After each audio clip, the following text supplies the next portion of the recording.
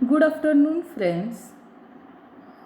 Operating system and software टेस्टिंगचे जे काही तुम्हाला असाइनमेंट्स, क्विज, जे काही तुम्हाला वर्क दिलेलं आहे ते सर्वांनी कंप्लीट करायचं आहे. बऱ्यापैकी स्टुडंट्सनी कंप्लीट केलेले आहे, पण ज्यांचं कंप्लीट नाही, आत्तापर्यंत दिलेले जे काही असाइनमेंट्स, जे काही क्विज आहेत त्या कंप्लीट केलेले नाहीत असेही काही स्टुडंट्स आहेत. त्यांची शॉर्टलिस्ट केलेली आहे आणि त्यांच्यावर स्ट्रिक्ट ॲक्शन घेण्यात येणार आहे. सो सगळ्यांनी दिलेल्या टाईममध्ये जे काही असाइनमेंट्स आणि क्विज असतील त्या कंप्लीट करून घ्यायच्या आहेत. ओके, मला वाटतं त्या दिलेली टायमिंग म्हणजे सगळ्यांचे ती टाईम होऊन गेलेली आहे. सो सगळ्यांनी शुक्रवारपर्यंत, फ्रायडेपर्यंत काय करायचं आहे, जे काही असाइनमेंट्स असतील आणि क्विज असतील त्या कंप्लीट करून घ्यायच्या आहेत. आणि जर तरीही इतकं सांगूनही जर कोणी कंप्लीट केलेलं नसेल तर त्यांच्यावर जी काही ॲक्शन घेईल त्याला फक्त आणि फक्त ते विद्यार्थीच जबाबदार असणार आहेत आणि त्यावेळी कोणतंही रिझन चालणार नाही. ओके, तर आपण आपल्या लेक्चरकडे बघूया. ऑपरेटिंग सिस्टीमच्या प्रिव्हियस लेक्चरमध्ये आपण काय बघितलं? System call means what. System कॉल्समध्ये 2 मोड्स असतात. ते कोणकोणते? Kernel mode and user mode. त्याचा डिटेल्डमध्ये स्टडी केलेला आहे. Plus types of system calls, त्यामधले 2 टाईप्स बघितले, process management and file management.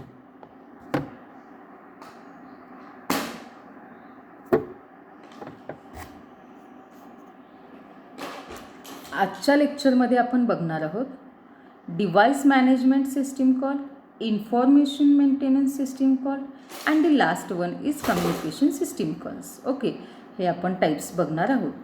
आता त्याच्या अंडर कोणकोणते सिस्टीम कॉल्स येतात? तर fork system calls and execution system calls. ते कशासाठी आहेत? त्यांचा उपयोग काय? ते कधी यूज केले जातात? हे सगळं आपण डिटेल्डमध्ये आजच्या लेक्चरमध्ये बघणार आहोत. Okay, The first one is device management system call. याच्यामध्ये काय होतं? A process may need several resources to execute. main memory, disk drives, access to files and so on.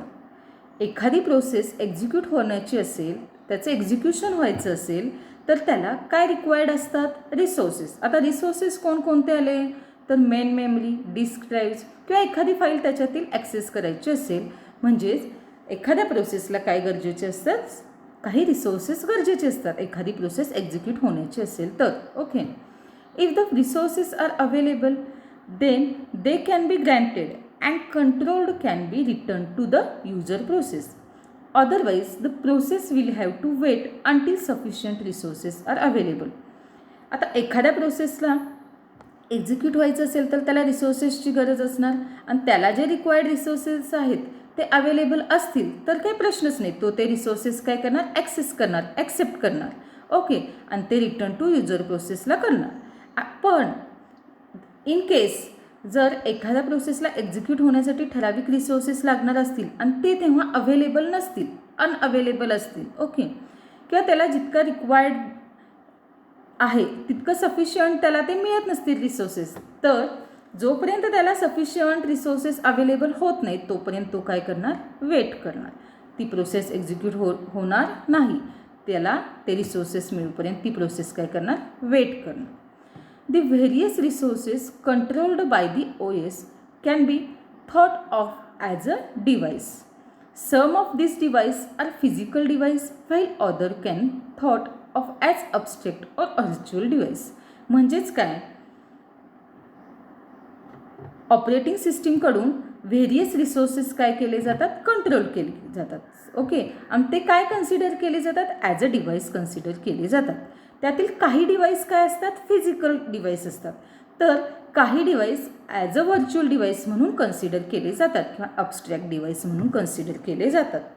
Once the device has been requested we can read, write and reposition the device just as we can with files. म्हणजेच काय? जेव्हा डिव्हाइसला आपण request send करतो, okay, त्याला जेव्हा आपण एखादी request send करतो त्यावेळी आपण काय करू शकतो, त्या डिव्हाइसमध्ये जे काही अवेलेबल ॲट्रिब्यूट्स असतील, जो काही डेटा असेल तो आपण रीड करू शकतो, राईट करू शकतो त्या डिव्हाइसमध्ये, किंवा रिपोजिशन चेंज करू शकतो. ओके, जसं आपण फाईलसोबत करत होतो इन द सेम मॅनर आपण डिव्हाइससोबत सुद्धा करू शकतो. म्हणजेच डिव्हाइसचं मॅनेजमेंट आपण करतो using a set of system calls is used on files and devices. Sometimes input-output devices are identified by the special file names, directories placement or file attributes. म्हणजेच काय, हा जो काही सेट ऑफ सिस्टीम कॉल आहे तो कशावर use केला जातो, तर फाईल आणि डिव्हाइसेस. ओके, डिव्हाइस मॅनेज करायचं आहे, सो हे जे काही सिस्टीम कॉल्स आहेत ते कशावर यूज केले जातात, डिव्हाइस किंवा फाईलवर यूज केले जातात. आता काही इनपुट आउटपुट डिव्हाइसेस आहेत ते कसे आयडेंटिफाय होतात, जे काही इनपुट आउटपुट डिव्हाइसेस आहेत ते आयडेंटिफाय होतात ते पर्टिक्युलर स्पेशल फाईल नेम किंवा त्याच्यातले जे काही ॲट्रिब्यूट्स आहेत, फाईल ॲट्रिब्यूट्स, याच्यावरून काय केले जातात, इनपुट आउटपुट डिव्हाइसेस आयडेंटिफाय केले जातात.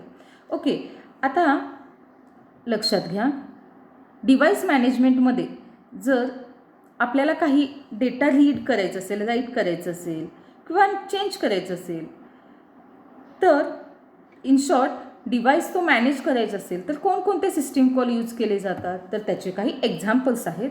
रिक्वेस्ट डिव्हाइस, रिलीज डिव्हाइस, म्हणजे जर ते आपल्याला डिव्हाइस यूज करायचं असेल, त्याच्यातील डेटा ॲक्सेस करायचा असेल तर त्यावेळी आपण काय करतो, रिक्वेस्ट डिव्हाइस यूज केलं जातं.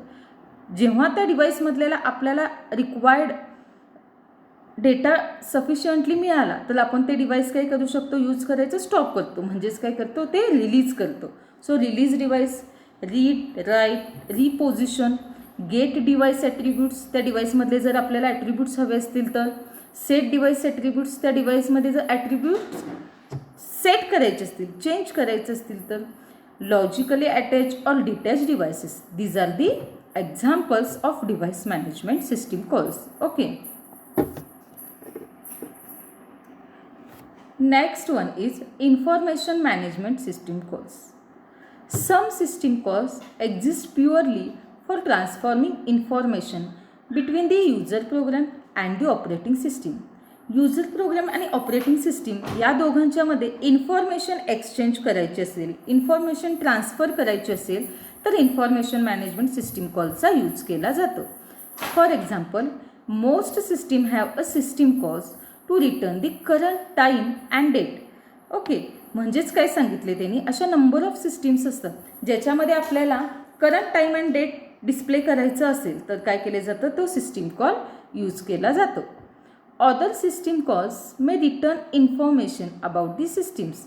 काही सिस्टीम कॉल्स काय करतात, इन्फॉर्मेशन डिस्प्ले करतात. ओके, म्हणजेच काय, इन्फॉर्मेशन, जी काही इन्फॉर्मेशन आहे ती मॅनेज करायची असेल. सपोज एखाद्या सिस्टीम तुमच्या कम्प्युटरवर जे काही डेट टाईम आहे तो डिस्प्ले करायचा असेल किंवा त्या कम्प्युटरवरशी रिलेटेडची जी काही इन्फॉर्मेशन असेल ती डिस्प्ले करायची असेल, गॅदर करायची असेल, किंवा त्या कम्प्युटरचे युजर्स किती आहेत, त्याचं व्हर्जन कोणतं आहे, ओके, त्या कम्प्युटरमध्ये किती अमाऊंट ऑफ मेमरी फ्री आहे, किती डिस्क स्पेस आहे, ह्या सगळ्याची इन्फॉर्मेशन गॅदर करण्यासाठी, रिटर्न करण्यासाठी सिस्टीम कॉल्सचा, डिफरंट सिस्टीम कॉल्सचा यूज केला जातो. अशाच सिस्टीम कॉल्सना काय म्हटलं जातं, information management system calls.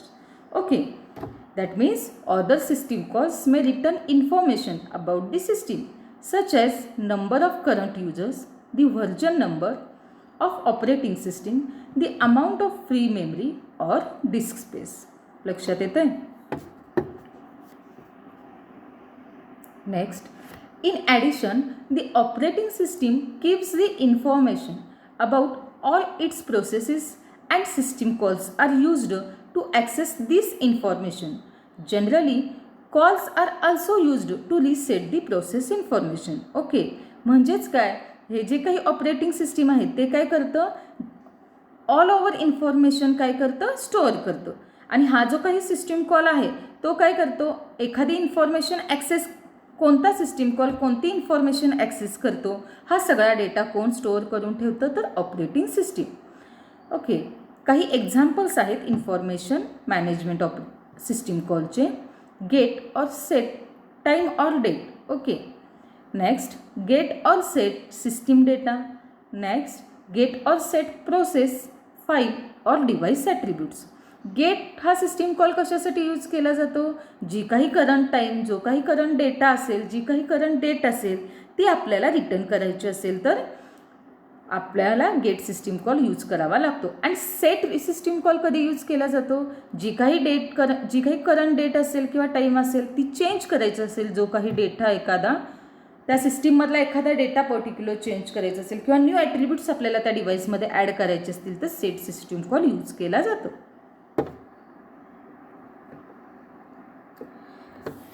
Communication system calls, it is the last type of system calls. Okay, आता कम्युनिकेशन सिस्टीम कॉल म्हणजे काय, नेमकं काय होतं याच्यामध्ये? There are two models of inter process communication, the message passing model and the shared memory model. Okay, inter process communication होण्यासाठी दोन models असतात. ह्या कम्युनिकेशन सिस्टीम कॉल्समध्ये कम्युनिकेशन जर होणार असेल तर त्याच्यासाठी काय असतात? दोन मॉडेल्स असतात. फर्स्ट असणार आहे message passing model and this next असणार आहे शेअर्ड मेमरी मॉडेल. आता मेसेज पासिंग मॉडेलमध्ये काय होतं? The communicating process exchange messages with one another to transfer information. याच्यामध्ये काय होतं? ज्या नंबर ऑफ प्रोसेस असतात, दोन प्रोसेस आहेत, सपोज दोन प्रोसेस आहेत, त्या दोघांच्यामध्ये कम्युनिकेशन घडवायचं आहे, म्हणजेच काय करायचे? त्या दोघांच्यामध्ये मेसेज एक्सचेंज करायचं, म्हणजेच त्यांच्यामध्ये इन्फॉर्मेशन जी काही आहे ती ट्रान्सफर करायची. That means message passing model. Okay, message passing model म्हणजेच काय? ज्या काही दोन प्रोसेस आहेत त्यांच्यामध्ये कम्युनिकेशन घडवून आणायचं असेल तर जी काही इन्फॉर्मेशन आहे ती काय केली जाते? त्या दोन प्रोसेसमध्ये ट्रान्सफर केली जाते. ह्याच मॉडेलला मेसेज पासिंग मॉडेल म्हणतात. नेक्स्ट असणार आहे शेअर्ड मेमरी मॉडेल. आता ह्या शेअर्ड मेमरी मॉडेलमध्ये काय होतं? Memory is shared by cooperating process. जी काही अवेलेबल मेमरी असते ती काय केली जाते? शेअर केली जाते. कोणाकडून? कोऑपरेटिंग प्रोसेसेसकडून. Which can exchange information by reading and writing data. त्या दोन्ही प्रोसेसमध्ये इन्फॉर्मेशन एक्सचेंज होते. कशी होते? जो काही डेटा असणार आहे, जी काही इन्फॉर्मेशन असणार ती रीड अँड राईट करून त्या दोघांच्यामध्ये इन्फॉर्मेशन एक्सचेंज केली जाते. Shared memory helps run processes concurrently but message passing can not. हा जी शेअर्ड मेमरी मॉडेल आहे याच्यामध्ये दोन प्रोसेसेस असणार आहेत, त्या काय कन्करंटली रन होतात. ओके, शेअर्ड मेमरी काय हेल्प करतं? ज्या काही दोन प्रोसेसेस आहेत त्या कन्करंटली रन होतील याच्यासाठी हेल्प करतं. बट मेसेज पासिंग मॉडेलमध्ये असं होतं का? नाही. That is the difference between message passing and shared memory model. Next, message passing is useful for exchanging smaller amount of data. Okay, small amount of data जर exchange करायचं असेल तर message passing model use केले जातं. It is also easier to implement than its shared memory for inter communication process. याचं जे implementation असणार आहे, मेसेज पासिंग मॉडेलचं जे इम्प्लिमेंटेशन असणार आहे ते as compare to shared memory model easy असणार. Right, it provides maximum speed of computation as communication is done through shared memory. So system calls are made only to establish the shared memory. Shared memory establish करण्यासाठी काय केलं जातं? System call use करतं. Next, the two processes exchange information by reading and writing in the shared data. Okay, त्याचे काही examples आहेत. Create and delete communication connection, send or receive messages, transfer status information, attach or detach remote devices. These are the examples of communication system calls. Okay, next, fork system calls. हा fork system calls का use केला जातो? In short सांगायचं झालं तर जी काही existing process आहे, जी current process आहे त्याच्यातून न्यू प्रोसेस क्रिएट करायची असेल, नवीन प्रोसेस, चाइल्ड प्रोसेस तयार करायची असेल, पॅरेंट प्रोसेसकडून चाइल्ड प्रोसेस क्रिएट करायची असेल तर फॉर्क हा सिस्टीम कॉल यूज केला जातो. Right, that means any process can create a new process by duplicating itself. Okay, this is done by calling the fork system call. स्वतःची ते copy duplicate copy बनवतं. ते कसं बनवतं तर फॉर्क सिस्टीम कॉल यूज करून. The new process will be identical to its parent process. It has the same data, execute the same program and in fact it is exactly the same place in the execution. That means जी काही नवीन process तयार होते त्याच्यामध्ये जे काही number of attributes असतील, जो काही डेटा असेल तो सेम असतो त्याच्या पॅरेंट प्रोसेससारखा. ओके, त्याचं एक्झिक्युशन तो सुद्धा तेच प्रोग्राम एक्झिक्यूट करतो जे पॅरेंट प्रोसेस एक्झिक्यूट करते. ओके, इनफॅक्ट त्याचं एक्झिक्युशन जी नवीन तयार झालेली प्रोसेस आहे दॅट मीन्स चाइल्ड प्रोसेस, त्याचं एक्झिक्युशन हे पॅरेंट प्रोसेसचं एक्झिक्युशन जेव्हा होतं त्याच ठिकाणी चाइल्ड प्रोसेसचं सुद्धा एक्झिक्युशन घडून येतं. ओके, दॅट मीन्स ते आयडेंटिकल असणार. चाइल्ड प्रोसेस काय असणार? आयडेंटिकल असणार with its parent process. The only difference as their processes are process IDs and the return value from the fork. त्या दोघांच्यामध्ये जर डिफरन्स असेल तर तो कोणता? तर त्या प्रोसेसचा आय डी.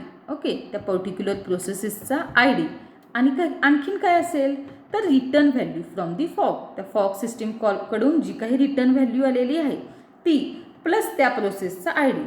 हे काय असणार? त्या दोघांच्यामध्ये डिफरंट. बाकी सगळं सेम असणार. Right, same that means identical. After fork, both parent and child are executing copies of the same program.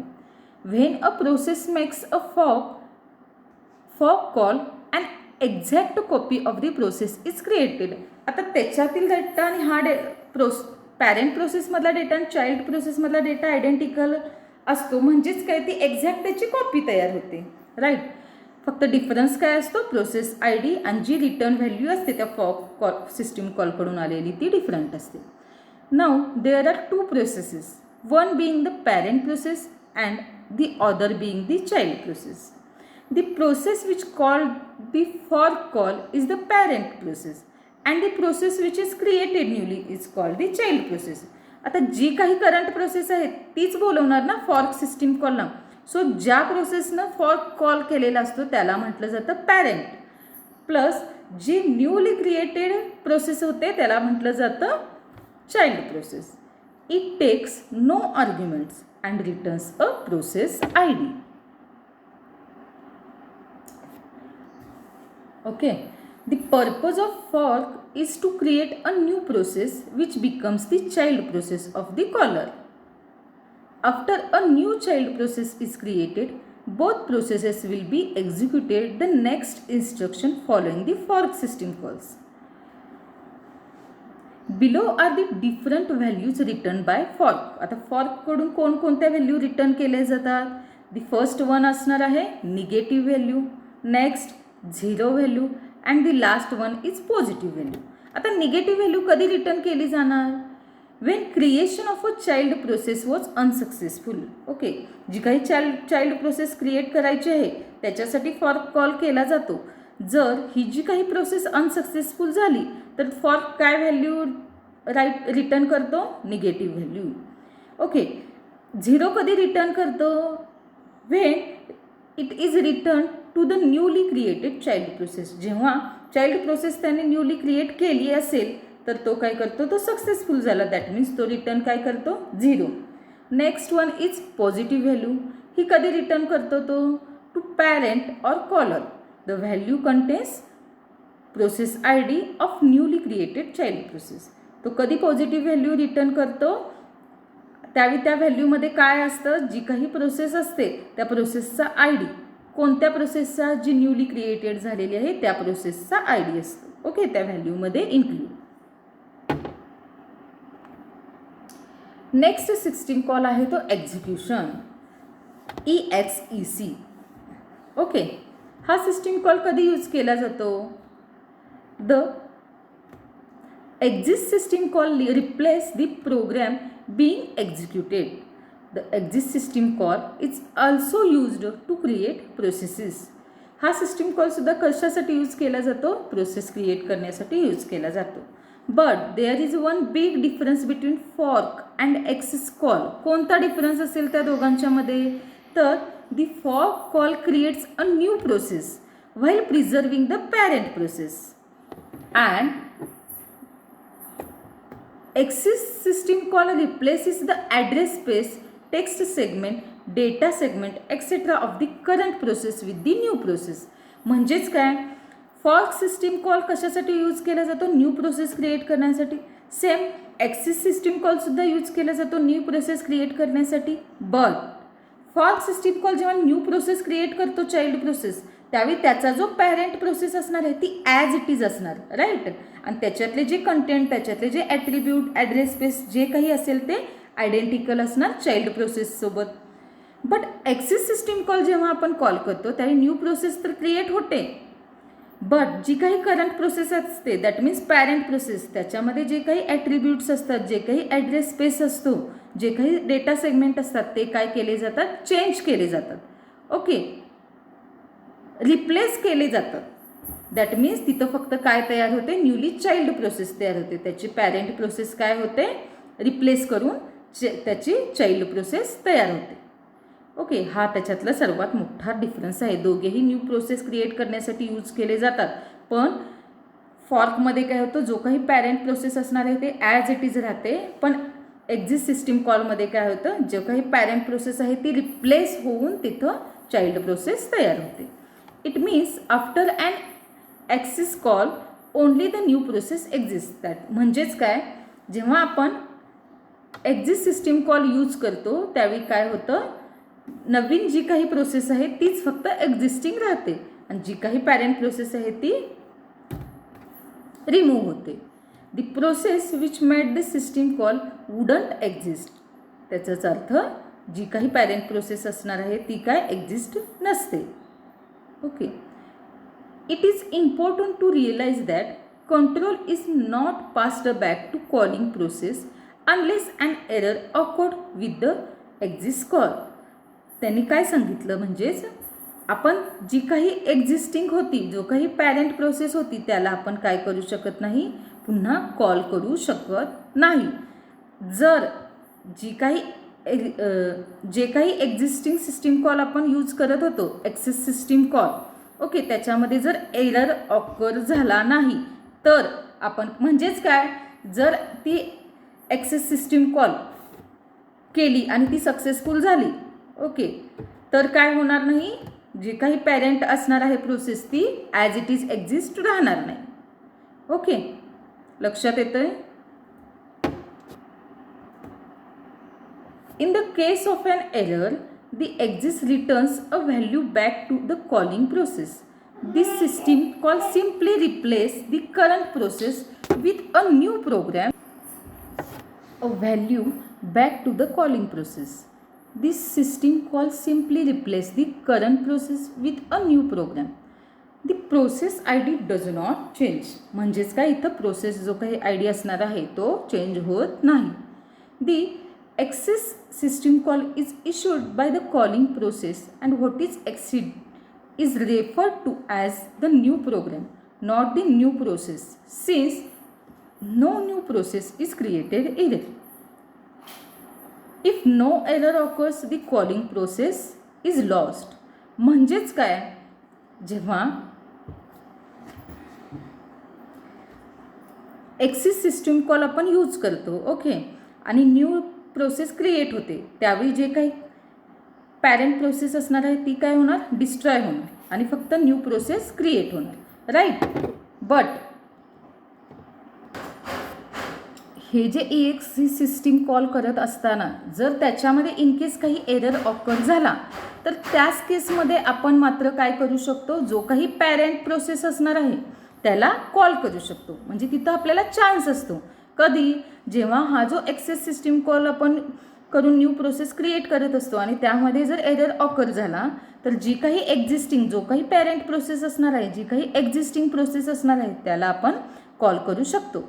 पण जर एरर ऑकर झाला नाही, ही सिस्टीम कॉल करताना, एक्सिस सिस्टीम कॉल करताना जर एरर ऑकर झाला नाही तर जी काही पॅरेंट प्रोसेस असणार आहे त्याला आपण कॉल करू शकणार नाही. का?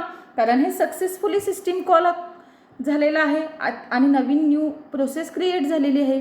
सो जे काही पॅरेंट प्रोसेस असणार आहे ती रिप्लेस झालेली असणार न्यू प्रोसेसनं. सो तिथं आपल्याला चान्स नसतो जी काही एक्झिस्टिंग प्रोसेस, जी काही पॅरेंट प्रोसेस आहे त्याला कॉल करण्याचा. लक्षात येतंय?